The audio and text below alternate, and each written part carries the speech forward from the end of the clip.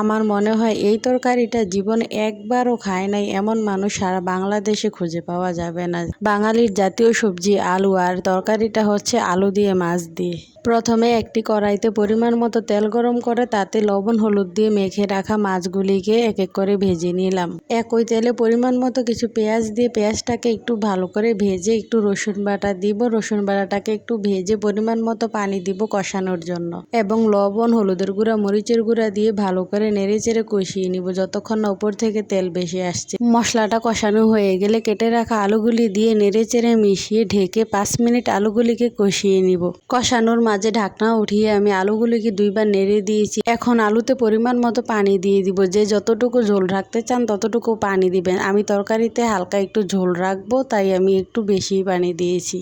তরকারিটা নেড়ে চেড়ে মিশিয়ে ঢেকে দিলাম। তরকারিতে যখন বলক চলে আসলো তখন ভেজে রাখা মাছগুলি দিয়ে নেড়ে চেড়ে মিশিয়ে নিলাম এবং কয়েকটা কাঁচামরিচ ভেঙে দিয়ে দিলাম। এখন তরকারিটা আরো 20 মিনিট রান্না করে নিব। আলুগুলি যেহেতু ভালো করে সিদ্ধ হয়, তারপর উপর থেকে কিছু ধনেপাতা ছিটিয়ে নামিয়ে নিলেই তৈরি হয়ে গেল আলু দিয়ে মাছের ঝোল।